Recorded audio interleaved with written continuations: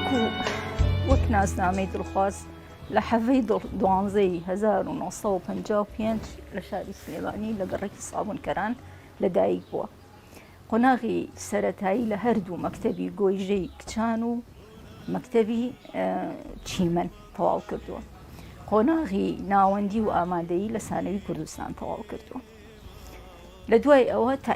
تەعین بۆ یەکەم دامەزراندنی لە کارگەی چیمەنتۆی سەرچنار بوو. لە دوای ئەوە ڕاژەکەی گوازرایەوە بۆ نەخۆشخانە. لە کارەکانی بەردەوام بوو هەتاکو ساڵی 2018 کە لە دوایەوە لە ساڵی 2018 خانە نشین کرا. دڵخواستم ئەنەکو ئاشکرایە لە بنەماڵەیەکی کورتپەروەر بووە. هەموو ژیانمان ڕۆژێک لە ڕۆژان ئێمە کەسێکمان ئەو بنەماڵەی خۆمان خیانەتمان لە کورد نەکردووە و هەموو هیوایەکمان ئەو بۆ کە سەرکەوتنی کورد بەدەستبێنین و بیبینین. دڵخواست خوشکی شەهیدی جوانە مەرگ نەوزادە کە لە ساڵی 1963 لە دۆڵی جافایەتی شەهید کراوە. لە دوای مردنی دایکم و باوکم دڵخواست هاتووەتە ئەم ماڵە و لەسەر ئەم ماڵە ژیاوە وەکو هەموو خانمێکی گەورەی کورد بەڕاستی خانمێکی لێ هاتوو. خۆشی ئەو کچە لەوەیە ئەبینی کە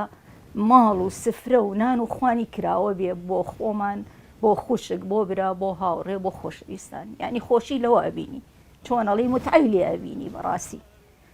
بێجگە لەو ئیلتیزاماتی خزمایەتی هاوڕێیەتی کەسێکی زۆر کۆمەڵایەتی بووە. کەم کەس هەیە بتوانێت ئەو هەموو ئیلتیزامە بکە کە کەسێک فەرامۆژ نەکەیتەوە، کەسێک فەرامۆژ نەکەی لەم هەموو کەسە.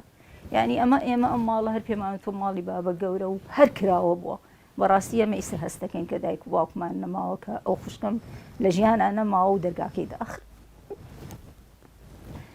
لە ڕووی دینداریەوە لە خۆی گەورە بەزیابێ نوێژ و ئیتاعەت و عیبادەتی زۆر باشی هەبووە، حەجی کردووە، عەمرەی کردووە، هەموو ئیلتیزامێکی دینیشی هەبوو. ئیتر تەنها دواوتەم ئەوەیە لە خۆی گەورە پاڕێمەوە کە خۆی گەورە بە پاشتی شادکە و سەبووری و ئارامیش بە ئێمە و خانەوادە و دۆست و خۆشەویستان و کە ئەوی کە هەرچ کەسێک پەیوەندیمان پێوەکە بەڕاستی دڵگرانە بە کۆچی دوایی. ئێمە سەربەرزین بەوەی کە پێگەیەکی وای هەیە کە بەڕاستی من پیاو تەلەفۆنی بۆ کردوم گریاوە لە تەلەفۆنا کە پیاو بەهێزت وەزێ لە عاتیفە و شتە. پیاو تەلەفۆنی بۆ کردوم گریاوە بۆ تازیەکەی هاوڕێکانی هاتوون لێرە بوراونەتەوە. ئەوە هەمووی مای سەربەرزیە و مای خۆشحاڵیە و سەبووریە بۆ ئێمە بەڕاستی شانازی پێوەکەم هەتا ئەو ڕۆژەیەکە بەدایەوە. تۆ نانووی تو مانگی شێندەی شەوقی مۆمێکی پێماوە، تۆ نانووی تو شەوە زەنگیش چاوەڕێی ساتێ هەتاوە، تۆ نانووی تو مانگی شێندەی شەوقی مۆمێکی پێماوە. سەرەتا بە خێراتنیەوەکەم دواتر درود بۆ گیانی پاکی خوشکی خۆشەویست و ئەزیزمان خات و دڵخواست جاف. بەڕاستی کۆچی دوای ئەو ئێمەی تەزان چونکە بەهۆی ئەوەی کە لە 2003ەوە من وەکو بەرپرسی لقی ئافرەتانی سلەیمانی ناسیمەکە هاتۆتە ناو یەکێتی ئافرەتانی کوردستان. ئەوەڵ جارێک کادرێک بوو، دوایی بوو بە ئەندام بەش، دواتر لەبەر چالاکی و زیرەکی و دڵسۆزی خۆی بۆ ڕێبازی کوردایەتی و پارتی و بارزانی کرا بە کارگێڕی لق. دوو کارگێڕی لقمان هەبوو لە بەشی ڕێخستان، یەکیان خات و شەمس ئەحمەد لەگەڵ خات و دڵخواز محەممەد جاف. بەڕاستی نازانم چۆن باسی بکەم، هەر چۆنێک باسی بکەم ناتوانم من ئەو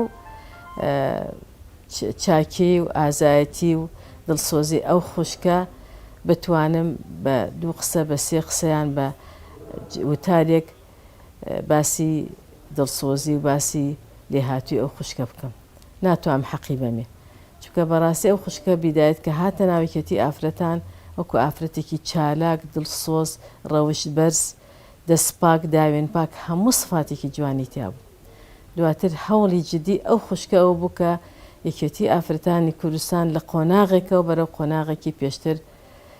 ببات و شەو ڕۆژی خست بە سەریەک لە پێناوی سەرخستنی ئەو ڕێکخراوە.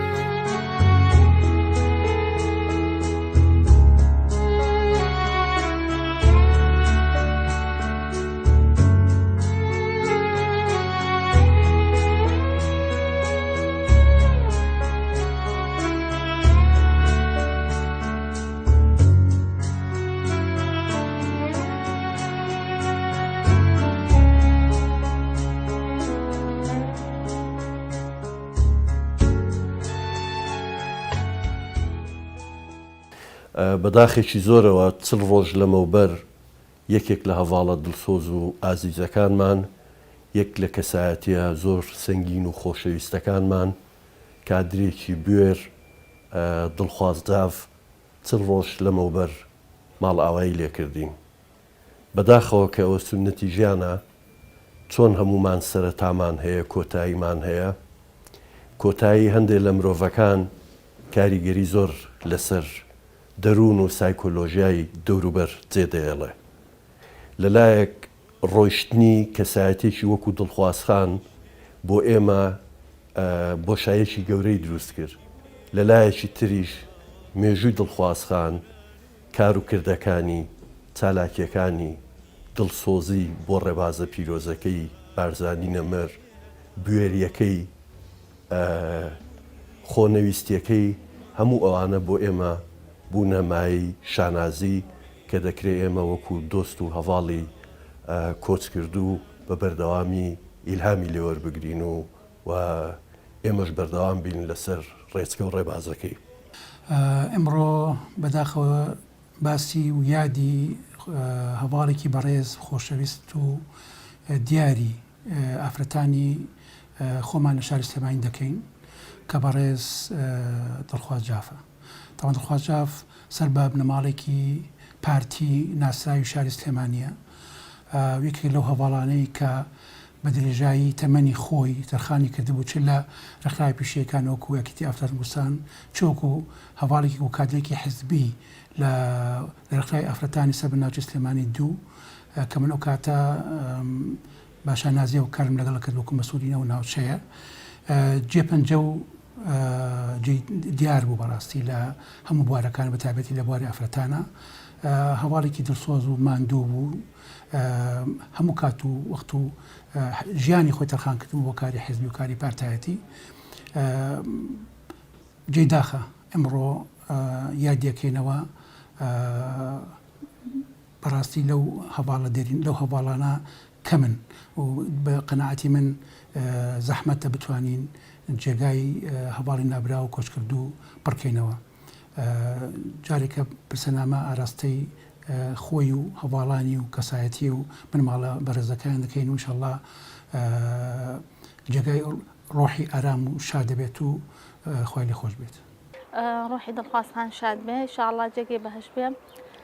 دیارە سەرەتایی ناسینی من لەگەڵ دڵخوازخانە ئەگەڕێتەوە بۆ ساڵی 2007 ئەو کاتەکە من بەرپرسی ئەنجومەنی پارێزگای یەکێنی کوردستان بووم.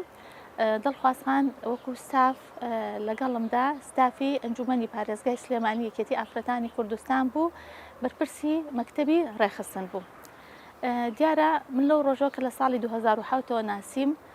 تا ئەو ڕۆژەی کە کۆچی دوایی کرد لە سیانزەی 2021 ئێمە ئەو هاوڕێتی کە لە ڕۆژەوانەیە یەکتریمان بینی ئەو هاوڕێتیە بە بەردەوامی مایەوە بە هیچ شێوەیەک هیچ قەتایکی تیان نەبوو. ڕاستە ئێمە کارکردنمان بەیەکە وەکو کارکردن لە ناوی کێتی ئافرەتانە لە 2007 بوو هەتاوکو 2010، بەڵام لە دوای 2010شەوە ئێمە ئەو پەیوەندیمان لەگەڵ دڵخوازخانە بە بەردەوامی مایەوە. دیارە ئەوەی کە سەرنجی منی ڕاکێشا لەگەڵ دڵخوازخانە ئەو بوو بەڕاستی ئافرەتێکی خانەدان بوو، پێوی دیار بوو کە لە بنەماڵەیەکی و خانەوادەیەکی خانەدانە، ئافرەتێک بوو کە حەزی لە خێر و خێرات بوو، ئافرەتێک بوو ورد بوو، ئافرەتێک بوو کار و چالاکیەکانی زۆر بە دڵسۆزی ئەکرد. یعنی کاتێک کە من کارەکانمە کرد لە ناوی یەکێتی ئافرەتانە جاری وا هەبوو ئەگەر من کارێکم هەبوایە هەموو بەرپرسیارەتەکەم ئەخستە ئەستۆی دڵخوازخان و زۆر بە ڕێکوپێکی و زۆر بە وردی و زۆر بە لە خۆبردنەوە کارەکەی ئەکرد بەبێ ئەوەی ماندوو بێ بەبێ ئەوەی کەوا کارێک کاکەوە بێتاقەتیەک لەناو ئیشەکە بێ لە هەڵوێستیا هەبێ بەڵکو بە جوانتر لەوەی کە من داوام لێ ئەکرد ئیشەکانی ئەکرد زۆر دڵسۆز بوو لە کارەکە زۆر ورد بوو لە کارەکە.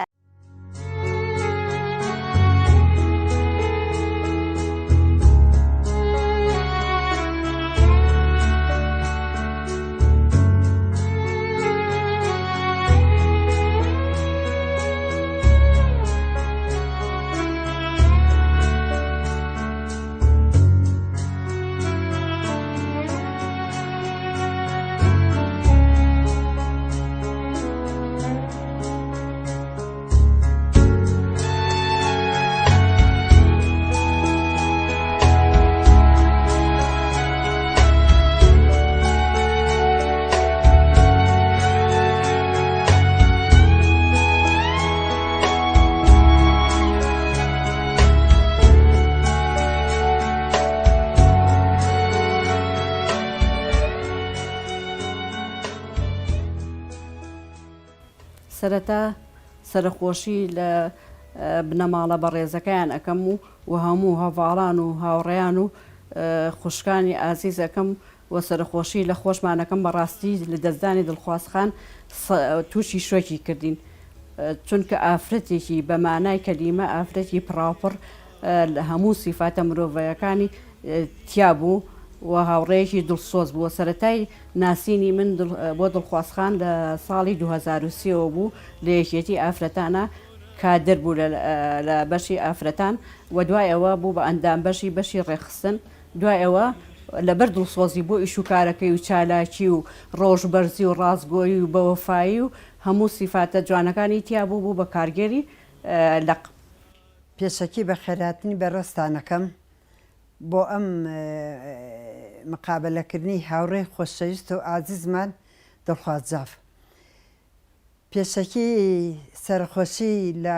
هاوڕێ خۆشەویستەکانی ئەەکەم و لە بنەماڵەکەی اینجا لە خۆمی ئەەکەم. بەڕاستی لە دەستدانی دڵخوازخان کارەساتێکی زۆر گەورە بوو، کارەساتێکی زۆر کتوپڕ و ناخۆش بوو. دڵخوازخان خوا بە نەوعی دروستی کردبوو، ئینسانێکی دڵپاک، ئینسانێکی بەوەفا، ئینسانێکی لە خواترس، ئینسانێک بوو حەزێک کردایمە یارمەتی فەقیر و هەژار و هاوڕەکانی بە. دڵخوازخان خەباتێکی دوور و درێژی هەبوو لە ناو ئافرەتانی کوردستانە لە ساڵی هەفتەکانە لە قوتابیان ئیشی کردووە، لە دوای ئەوە دانەبراوە چونکە لەبەر ئەوە خوشکی شەهیدیشە لەگەڵ برا شەهیدەکەشە هەر ئیشی کردووە. دڵخوازخوانی خوا لێی خۆش بوو، ئافرەتێکی چالاک، ماندوو نەسناس، دڵسۆز بۆ پارتەکەی و بۆ ڕێکخراوەکەی بوو. لە ساڵانێکی زۆر و لە کاتێکی زۆر سەختدا خزمەتی ئەم ڕێکخراوەی و خزمەتی پارتەکەی کردوتەوە لە بارودۆخێکی زۆر ناهەموار و نەگونجاو لە هەموو ڕۆیەکانی سیاسی و ئابوووریەوە بە گیانێکی لێبوردوانە بە جانفیدایی. بێگومان ئەمەش بۆ ئەوە دەگەڕێتەوە کە دڵخوازخوان خاوەنی پەروەردەیەکی کورتپەروەرانە بووە، پەروەردەیەکی پڕ لە خۆشەویستی نیشتیمان و خۆشەویستی نەتەوە، لە خێزانێکی وادا پەروەردە بووە کە بە شیری کوردایەتی گۆش کراوەتەوە. هەر لە مناڵیەوە لە چوارچێوەی خێزانەکەیدا فێری ئەوە بووە کە چۆن بەرگری لە نیشتیمانەکەی خۆی بکات، بەڵام لە هەمان کاتیشدا لە شاری خۆشەویستی سلێمانی وە کەس ئافرەتێکی خاوەن پێشەنگی هاوشێوەی ناهیدەی شێخ سەلام و حەبسەخانی نەقیب بیری لەوە کردوتەوە کە لە پاڵ خزمەتی نەتەوایەتی دەبێت بەردەوامی بە خەباتی یەکسانیش بدات. بۆیە لە چوارچێوەی یەکێتی ئافرەتانی کوردستان بەردەوام لە ساڵانی خزمەتیدا هەمیشە هەوڵی داوە لە خەمی ئافرەت و خەمی نیشتیمان بێت پێکەوە. ئەم دوانەی بە لەیک دانەبراوەیی لەگەل یەکتردا کردوتەوە هەوینی کار و خزمەتی چەندین ساڵی خۆیدا. لەوەشدا سەرکەوتۆ بووتەوە کۆمەڵێک کار و چالاکی ئەنجام داوە کە مایەی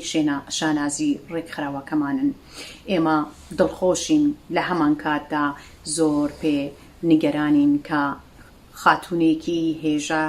ئافرەتێکی ماندوونە ناس چالاکوانێکی ئافرەت چالاکوانێکی بە دڵسۆز ڕێبازی کوردایەتی و ڕێبازی یەکسانیمان لەدەستدا ڕۆحی شاد بێ و جێگای بەهەشت بێ.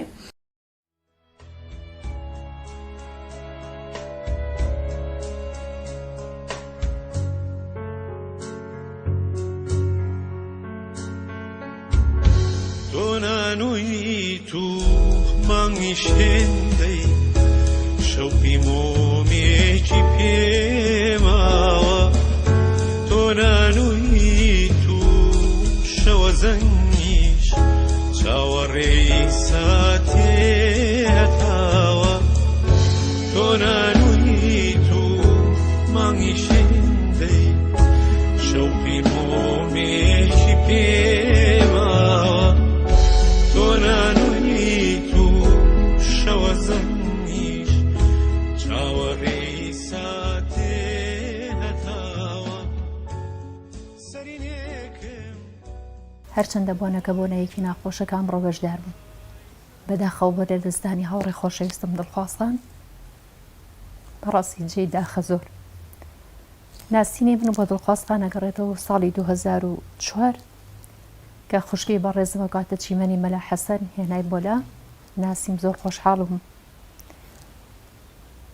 ببر بەڵام بەهۆی لەو 2004 کە ناسیم بە تەواتی بەهۆی چیمەنی مەلا حەسەنەوە کاری ڕێکخراوەی لەوێ کاری حزبی جگە لە کاری پیشەیی کاری ڕێکخراوەیشی لە لای ئێمە لە لیژنەی ناوچەی دیو سلێمانی بەردەوام بوو بەهۆی ئەو چالاکێ باش و جۆرە جۆرانەی کە هەبوو پێشنیارمان کرد لەگەڵ بەڕێز مامۆستا فەریدون کە کات بەرپرسی ناوچە بوو لەی ئەندامی ڕێکخراومان پێبەخشی بوو بە ئەندامێکی کارای ڕێکخراوی ئافرەتان لە لیژنەی ناوچەی دیو سلێمانی من دڵخوازخان ڕاستە بەهۆی تەمەنەوە لە ڕێگەی تەمەنەوە جیاوازی تەمەنمان هەبوو بەڵام هیچ کات هەستم بەوە نەئەکرد کە جیاوازی تەمەنمان چەند زۆرە چونکە بەڕاستی ئافرەتێ بوو لە جوانی مەبەستم لە جوانی کە پڕەوپڕ بوو لە جوانی مەبەستم لە ڕوخساری جوانی ڕوخساری نییە مەبەستم لە کردەوەکانێتی لە ڕۆژتەکارێتی بە ئاکارەکانی بە گفتوگۆکانی هەمومانی سەرسام کردبوو لە 2004ەوە بێ دابڕان من هاوڕێی جوانەمەرگ بووم هەتا ئێستش بە هیچ شێوەیەک کولیمەیەکی ناخۆش و گفتوگۆیەکی ناخۆشمان نەکرد هەمیشە لە هەوڵی هەژارانە بوو بەداخەو لە کاتی ئەم ڤایرۆسە نەگریسەکە لە ڕووی لە هەرێمی کوردستان و وڵاتان بە تایبەتی کرد هەمیشە لە خەمی ئەوەیە بوو ئێستش هەتا پرۆفایلەکەی کە لەسەر پرۆفایلەکەی وێنەی پرۆفایلەکە دەڵێ خۆت بپارێزە هاوڕێکم با لە دەستت ندەم کە ئەمە تا ئێستش جێگەی نیگەرانیە زۆر ناڕەحەتی کردوم کە ئەی بینم یەکێ بوو لەوانەیە کە هەمیشە هەوڵی ئەیە چواردەورەکەی لە دەست نەیە بەڵام بەداخەوە لە دەستیە لە کاتێکا کە ڤایرۆسی کۆرۆنا هات ئەو هەمیشە لە خەمی هەژارانە بوو کە پەیوەندی تەلەفۆنی پێوە ئەکردین هاوڕێکەم کێتان هەیە نەدارە کێتان هەیە توانای مادی نییە لەم کاتەیە بۆ ئەوەی لە دەستی نین بتوانین بە باشترین شێوە ئەگەر شتێکی کەمیشمان لە دەست بێت هاوکاریەکی مادی و معنەوی ئەو ماڵە بتوانین بکەین بەداخەوە کۆمەڵی هاوکاری خەڵکی کرد تەنها بۆ ئەوەی لە دەستیان نین لە کاتی ئەم ڤایرۆسە نەگریسەیە کە هاتبوو بەڵام بەداخەوە خۆیمان لە دەستدا خوشکێکی کۆمەڵایەتی بوو حەزێکە خزمەتی فەقیر و هەژار بکە حەزێکە خزمەتی هاوڕەکانیشی بکە لەگەڵەوە و یەک سفاتی زۆر جوانی تیا بووم قەت لە ئافرەت بەداخەوە زۆری ئافرەتەکانمان زۆر لە ئافرەتان هەیە لە دوای یەکتری قسە ئەکەنیان لە دوای یەکتری کۆمەڵێ شت باسەکەن بەس ئەو خوشکە هەچێکی هەبوو ڕوبەڕوو بوو قەت باسی ڕەفیقێکی تری لەگەڵ ڕەفیقێکی تری بە خراپی نەکرد تەنها ڕێگای چاکە و ئیسلاحی هەبوو جێی داخە بەڕاستی زۆر زوو لە ئێمە جیابوانێ خوای گەورە ئەفوی کاو جێگای بەهشت بێ کۆرۆنای نەگریس بەڕاستی بوو بەهۆی لە دەستدانی کۆمەڵێ لە هەڤاڵان و کادرانی پارتی دیموکراتی کوردستان یەکێکیش لەوانە خات و دڵخوازجاف بوو پرۆژەمان هەبوو کە پرۆژەکان ئەکرا پێش هەموو کەسێ ئەو ئامادە بوو خۆی ساز بکە و ئامادە بوو هەموو شتە قورسەکان بکرێ بخاتە سەر شانی خۆی کە بتوانێت خۆی جێبەجێکە چەندین معرەزمان کردەوە چەندین خولی دوورمانمان کردو خولی نهێشتنی خوێناوەریمان ئەکردەوە خولی کۆمپیوتەرمان ئەکردەوە خوشکی ناوبراو بەڕاستی دەوری سەرەکی تیا هەبووە ئەتوانم بڵێم جێگای ئەو قەت پڕ نابێتەوە جێگای داخە پێشتر سەرخۆشی لە خۆمانەکەم اینجا لە کەسوکاری بەڕاستی داخێکی گەورەی کردوتە دڵی هەر هەموو هەواڵان و ئەو خوشکانی کە لە سەردەمی ئێمە لە 2003 تا 2006 لە یەکێتی ئافرەتانی کوردستان ئیشمان کردووە قەت جێگای پڕ نابێتەوە هیوادارم خوای گەورە لە گوناحی خۆش بێ بە هەشتی بەهرین جێگای بێت. دڵخوازخان چۆن لە کاری سیاسیدا چۆن لە کاری ڕێکخراوەیدا یەکێک لە نمونونەکانمان بوو ئاواش لە بواری کۆمەڵایەتیدا کەسێکی سەنگین کەسێکی خانەدان هەروەکو چۆن لە بنەماڵەیەکی سەنگین و خانەدانیشە کەسێکی بە یعنی کەسێک بوو کە خاوەنی پەیوەندێکی یەکجار زۆر و بەرفراوان بوو بۆیش ژیان ئاوایی دڵخوازخان کاریگەریەکی زۆری لەسەر هەست و دەرونی هەموو هەواڵ و خۆشەویستەکانی خۆی کردووە. وەکو باسم کرد مرۆڤ چۆن سەرەتای هەیە کۆتایی هەیە ومێدەوارین ئێمەش و هەموو ڕێبوارانی ڕێبازی پیرۆزی کوردایەتی ڕێبازی پیرۆزی بارزانی نەمر کۆتاییەکانمان وەکو ئەو مەردانە بێ کە نمونەی دڵخوازخان و نمونونەکانی ترە چونکە ئینسان کە کاتێک ژیان بەجێ ئەهێڵێ خۆشە کەسوکارەکەی مێژوەکەی بای ئەوەندە بۆ دەوروبەر بمێنێتەوە کە شانازی پێوە بکرێ و هەروەها دەرس و پەندیشی لێوەربگیرێ.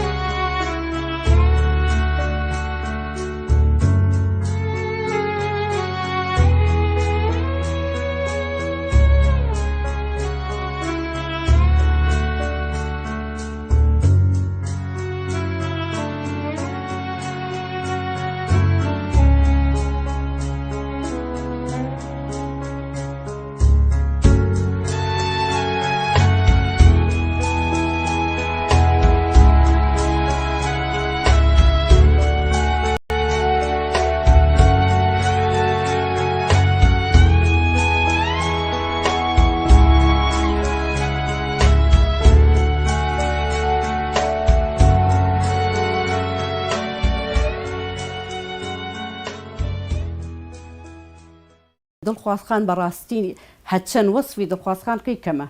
حەقی خۆی نایرێت لە هەموو سیفاتێکی جوانی تیا بوو مرۆڤ دۆست بوو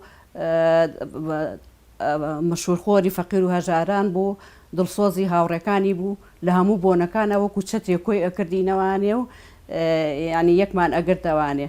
لە دەستدانی دڵخوازخان بەڕاستی کارەساتێکی گەورە بوو بۆ هەمومان بۆ هەموو ئەو هاوڕێیانەی کە ناسیوێتی بۆ خزم و کەسوکارەکەی بۆ هەموو زۆر کاریگەر بوو لە ئەسەرمان لە دەستدانی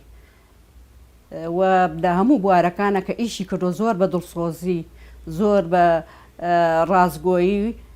جدی بۆ ئیش و کارەکەی ئیشی کردو و بە تواناکانی خۆی بەرز بووەوە تاکو کارگەری لقی ئافرەتان گەیشتووە. دڵخوازخان لەگەڵ منە ئیشی کردووە لە ڕێکخراوی ئافرەتانە پلەیەکی باشی هەبوو دڵسۆزێکی باشە بوو کۆمەڵایەتێکی باشی هەبوو دوای ئەوە خۆی گواستەوە بە ناو یەکێتی ئافرەتان بەڕاستی لە ناو ئافرەتەنە نمونەی ئافرەت بوو ئینسانێکی دڵسۆز ئینسانێک بوو هەستی بە ماندووبوون نەکرد هیوایەتی ئەوە بۆ خزمەتی فەقیر و هەژارکە هیوایەتی ئەو بوو سەر لە نەخۆش بە دائیمە هیوایەتی ئەو بوو چه سەر لە نەخۆش بات و سەر لە پرسەکان بات بێ ئەوەی پێشی بزانین هاوکاریەکردن ینی نازانم چۆن باسی دڵخوازخان بکەم هاوڕێکی زۆر خۆشەویستم بوو هاوڕێکی زۆر دڵسۆزم بوو هەتا ئەمرم لە بیرم ناچێت تا ئەمرم مەگەر مردنی خوشەکەم تەسیری تێکرد بێتم قەت لە بیر ناچێت لێرەوە دڵنیای ئەەکەم لە گۆڕەکەشا ئێمە هەر لە بیرمانە قەت ڕۆژێ لە ڕۆژان لەو بڕواایەدا نەبوو مانشێتی پرۆفایلەکەم بکەم بە هەواڵی خۆشەویستمان دڵخوازخان هەمیشە بە ناوی دڵخوازخانم بانگم ناکرد هەمیشە پێمەوە دڵەخان هەچ کاڵایەک هەچ ناڕەحەتێک لە ناخمە هەبوو بێت هەمیشە هاوکارێکی نزیک و هاوڕێی خوشکێکی نزیک بوو لە منەوە پەیوەندی تەلەفۆنم پێوە کرێتوانە بڵێم 100% خەمەکانی ڕوادمەوە بەڵام بەداخەوە جارێکی ترێگرم ڤایرۆسە نەگریسەوای کرد جارێکی کە نەتوانم بە پەیوەندی تەلەفۆنیش لەگەڵ هاوڕێی خۆشەویستم بدوێ نەتوانم ناخی خۆم بۆڵژم من هەرچی لێرەیە بڵێم لەسەر دڵخوازخان کۆتایی نایێت ناشتوانم بڵێم وەک سەرەتایەک ئەمە سەرەتایەکی ئەو چونکە دڵخوازخان زۆر لەوە گەورەتر بوو بەداخەوە ئافرەتێک بوو بە معنای کەلیمە ئافرەتێک بوو پراپڕ لە ئافرەتی خۆی ئافرەتێک بوو قورسێتی خۆی هەبوو ئەتوانم بڵێم دڵخوازخان وای لێ کردم کە هەمیشە شانازی بەبوونی ئافرەتبوونی خۆمەوە بکەم کە سەیری ئەو مەکرد هەمیشە هەوڵمەیە بچمە ڕێزی دڵخوازخانەوە ئەموو ئافرەتێک لەو توانا و تاقەیە هەیبێت ئافرەتێک کە پراوپڕ بوو لە خۆڕەوشتی بەرز بەڕاستی ئەڵێم هاوڕێکەم بێرا پێڵم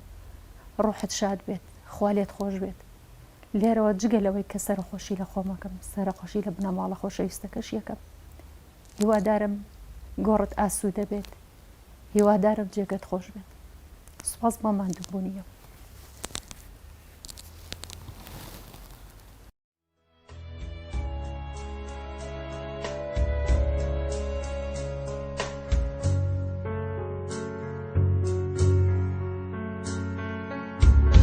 تۆنانووی تو مانگی شێندەی شەوقی مۆمێکی پێماوە تۆنانووی تو شەوە زەنگیش چاوەڕێی ساتێ هەتاوە تۆنانووی تو مانگی شێندەی شەوقی مۆمێکی پێماوە تۆنانووی تو شەوە زەنگیش چاوەڕێی ساتێ هەتاوە کۆتا بینینی من لەگەڵ دڵخوازخانە ئەو بوو ڕۆژی 11/2/2021 لە تەلەفۆنم بۆ کردوتم دڵخوازخان حەزەکەم بێم سەر لێبەم لە ماڵەوەی وتی بەڵێ لە ماڵەوەم تازە لە پرسەیەک هاتبوو ئەو ڕۆژە کە چوون بۆ لای بۆ ماڵەوانێ ئێستاش لە یادما کە دانیشتم نسکافەیەکی بۆ کردم زەرفێک گڵۆ بە ڕۆژەی بەدەستەوە بوو وتی حەزەکەم بدەمێ وتم هەماوتی لەمە نییە وتم قەیناکە حەزەکەم بۆ خۆتی هەڵبگری وتم دە باشەدا خۆشە ئامادەکە حەزەکەم پێکەوە ڕسمیە بگرین و هەستان پێکەوە شوێنەکەی دیاری کرد و پێکەوە ڕسمێکمان گرت ئەو ڕۆژە 11/12/2021 بوو دوای ئەوە زۆر بە ماوەیەکی کورت چیمەخان پێی ڕاگەیانم وتی دڵخوازخان جوابی و تەلەفۆن ناداتەوە زۆر چکەمە بەردەوامی تەلەفۆنمان هەبوو کە چوین بە دوواداچوونمان کرد سێرەکەین لە 11/2/2021 کۆتا بینینم بوو لەگەڵ دڵخوازخانە بە ماوەیەکی کورت سەیرم کرد چیمەخان بەو شکلە وتی پەیوەندی ناکات بە دوواداچوونمان کرد وتی لە خەستەخانەیە هەموو ڕۆژێ لەگەڵ کاگە ئەحمەدا پەیوەندی تەلەفۆنمان هەبوو کە زروفی چۆنە و ئیشاءالله بەرەو باشە بێ دوو جاریش لەناو خەستەخانە کاگە ئەحمەد کە خوشکەزایەتی تەلەفۆنەکەی بۆ کردمەوە ڕاستەخۆ قسەم لەگەڵ دڵخوازخانە کرد یەکێکیان پێم وت تۆ هیچ مەڵێ من تەنها قسە بۆ تۆ ئەەکەم بە زەخت لە خۆت مەکە ئەوە سەر یەکەم تەلەفۆن بوو کە بۆی کردەوە دووهەم تەلەفۆنیش کە بۆی کردوانێ تەلەفۆنەکەی بۆ کردوانێ پێ قسەمان کرد پێکەوە لەگەڵ دڵخوازخانە وتم ئێمە بە تەماین چەند ڕۆژێک بوو پێش 8 مارس یعنی یەک ڕۆژ بوو یا دوو ڕۆژ بوو پێش 8 مارس وتم ئیشاءالله هەمومان بە تەماین تۆ بیتەوە ناومان و هەمومان خۆمان ئامادە کردووە پێکەوانێ دانیشتنێک بکەین هەمومان دوعای خێرت بۆ ئەکەین کە ئیشاءالله نەبین و ئەویش وەڵامی دامەوانێ وتی زۆر سپاسانەکەم و سپاسی من بگەێنە و خوا چاکتان بۆ بکە بزە بە دووهایوت تر من زۆر دڵم خۆش بوو ینی چاوەڕوانمان کرد کە دڵخوازخان بخاتەوە ناومان و چۆن ئەو دڵسۆزەی کە هەی بووە بۆ پەیوەندیەکان هەبێت چونکە من دڵی خۆمم یەکێک بوو لەو هاوڕانی کە من بەبێ ئەوەی بترسم هەچ بێتاقەتێکم هابووە بۆ دڵخوازخانم ئەکردەوە چونکە دڵنیا بووم لەوەی کەوە کاتێک کە گرفتێکە بێتاقەتێکمە بێت تەنها لای خۆی ئەمێنێتەوە لەبەرەوە دڵنیا بن ینی خوشکێکی گەورە لە کیز من چووە هاوڕێیەکی دڵسۆز لە کیز من چووە پشت و بەنایەکی بەهێز لە کیز من چووە کە خەت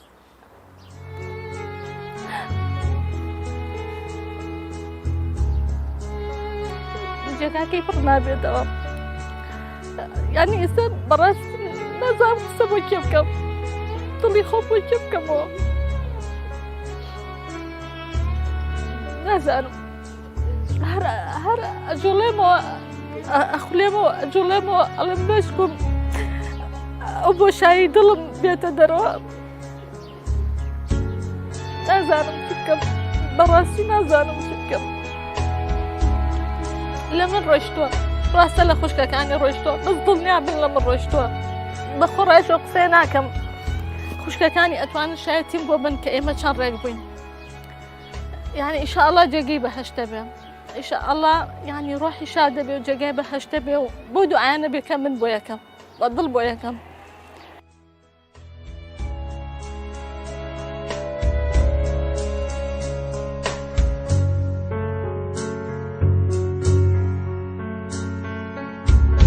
تۆ نانووی تو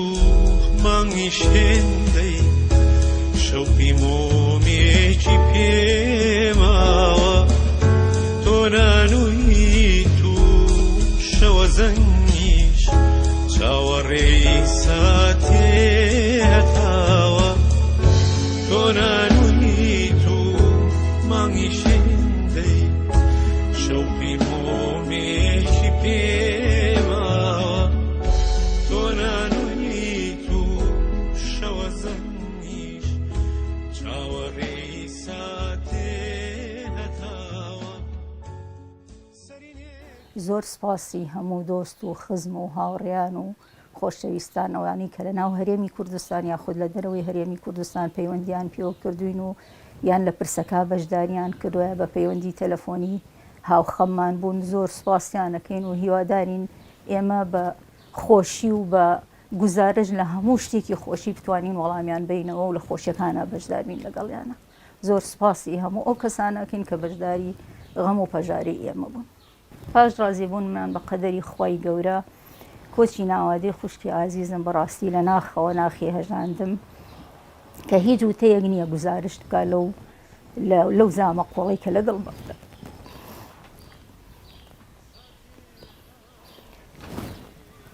تەنها ئەو فرمێزگانەیەکە کە گزارش بکە لە هاوخەمی و دەردەکانی دڵم بەڕاست چونکە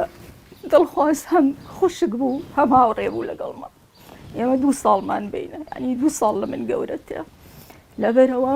یعنی هەموو شتێکمان بەیەکەوەیە لە هەموو شتێوە ئەزانم لەگەڵمایە ینی نازانم ناتوانم چۆن باوەڕ بە خۆم بکەم کە نەماوە بەڕاستی ڕۆژەکانە ڕوا ڕۆژ ئەڕوا بەڕاستی بەڵام یادەوەریەکانی هەر لە دڵمایە لە هەموو شوێنێک چاوە گێڕم سۆراخێکم بە دوایە بڕێن دوجار وا ئەزانم خەوێکە وەکیەکێ بە ئاگام بێنێ ئەڵێن نە ئەو بۆ سەفەرێکی ئەبەدی ڕۆشت ئەو لە گۆڕستانە ئیسە لە ئامێزی دایکم و باوکمدا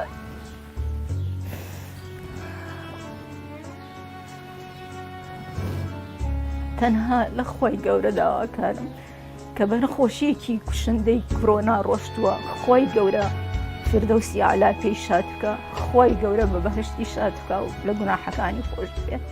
تەنها دوعام لای خۆی گەورە ئەوەیە کە پلەی شەهادەتی بداتێ ئینشاءڵڵا زۆر سپاسی ئەم ستافش کە ئەم هاتوون بۆ لای ئێمە ئیمڕۆیان بەسەر کردوێتەوە کاک ڕێباز و پەشێوخانەکەین کە هاتنە مقابلەیان لەگەڵ ئێمە کردو ئێمەیان بەسەر کردەوە خوا چاکتان بۆ بکەم خوا لە کەسایەتیتان نەکات بێوەی دنیاخوا دڵخوازی خوشکم زۆر زۆر ئیجتیماعی بوو هەتا بڵێ کچێک بوو کە جێی 3-4 پیاوی گرتبووە بۆ ئێمە جێی دایکم و باوکم بوو جێگەی عەشرەتێک بوو یعنی فەخر بوو بۆ هەموو عەشرەتەکەمان اینجا زۆر زۆر سوپاسی ڕەفیقەکانی دراوسەکانی خزمان هەرچی کەسی ڕۆژێ لە ڕۆژان هەواڵی نەخۆشیەکەی پرسیوە لەگەڵ پرسەکەی لەگەڵمانە بووە زۆر زۆر سوپاسی حیزبی پارتیەکەم کە نامەی بۆ ناردووە هیچ سکرتارێت لە هەولێرەوە هی بارزانی کە تەعزیە نامەیان بۆ ناردین و سوپاسیانەکەین ئەویش زۆر زۆر کوردێکی پاک بوو زۆر زۆری خۆشەویستن بەخوا هەتا مرد بە کوردایەتێکی زۆر پاک مرد هەموو دنیای لەسەر کوردایەتی ئەویست بۆ نەورۆزی ئەویست نە نەورۆزی بینی نە بەهاری بینی خوا کارێکی کردم نەخۆشیە نەیەڵا هیچیانی ببینێ زۆر زۆر سپاسی ڕەفیقەکان و دراوسەکانیش بەقە ئێمە ناڕەحەتن بووی سوپاسی هەموو خزم و کەس و کار و حیزبی پارتی کوردستانەکەم کە لێپرسینۆیان لێ کردووە لە خەسەخانە و لە تەعزیەکەی و لە هەموو شتێکە زۆر سوپاسیانەکەی.